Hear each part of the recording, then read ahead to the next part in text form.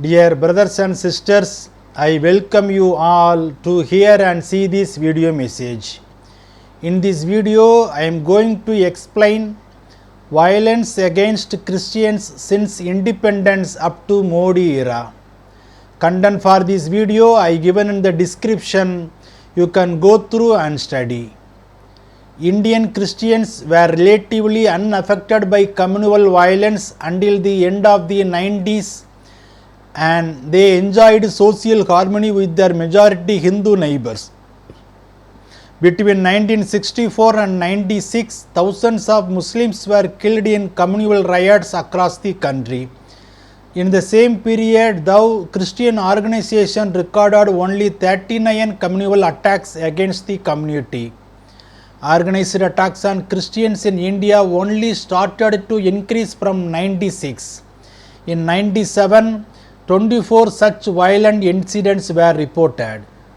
However, the late 90s saw a significant increase in acts of anti-Christian violence, and the year 98 was the tipping point. From the 90s on, the murder of Christians, rapes and destruction of church property increased. The first major instance of mass violence against Christians broke out in the southeastern district of Gujarat in 98, same year that the BJP came to power in the state. In the ensuing years, they were denounced in anti-Christian propaganda, and they were targeted for violence by Hindu nationalist groups which wanted to prevent tribal voters and lower-caste voters from converting to Christianity.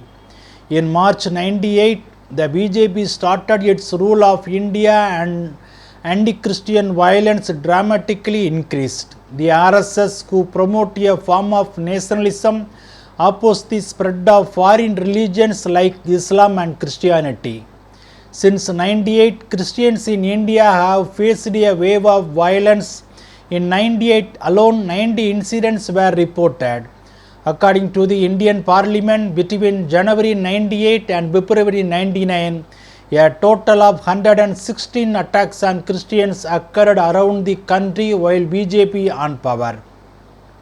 According to the National Commission for Minorities, the persecution of Christians had increased since the Bharatiya Janata Party came to power in 98.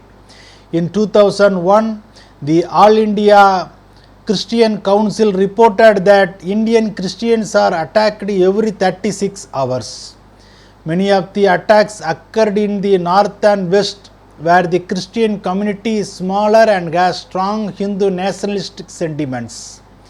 In 2005, series of attacks on Christians inspired a coalition of human rights activists, attorneys, professors and retired judges to form a people's tribunals to investigate the rise of sectarian violence.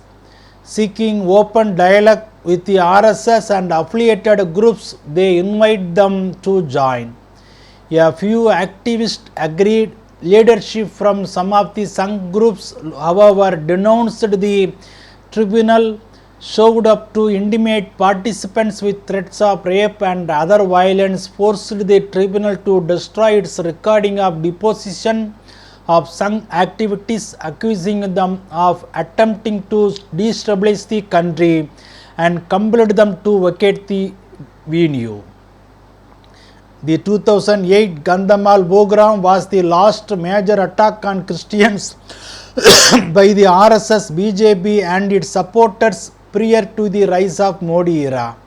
In 2008, in Orissa, Gandhamal, about 100 Christians were killed, 3,906 houses were burned out, 395 churches were either razed or burned down, about 6,500 houses plundered or burned down. Over 600 villages were ransacked, after which about 75,000 Christians were left homeless. More than 40 women were also sexually assaulted, and unofficial reports suggested that the death roll could very well to be around 500. The RSS has a track record of being involved in anti-Christian violence in Odisha, Gandhamal. This anti-Christian program was organized by the RSS in the state of Odisha following the assassination of Hindu preacher by Maoist insurgents. Even though Maoists claimed responsibility for the murder as they considered the slain preacher a class enemy, creating fear among the tribal Christians, the RSS goons went after innocent Christians to settle a score for the killing. They are trying to create a Taliban-like regime in a land that has always been known for its pluralism and diversity. Hindutva violence against Christians in India began slowly in the drive to proselyte amongst Adivasis and win them over to Hinduism, or rather in Hindutva terminology, to bring them back to the Hindu fold from where they had strayed. They targeted Christians who had opened schools and brought economic and medical benefits to Adivasis and Dalits areas neglected by the state.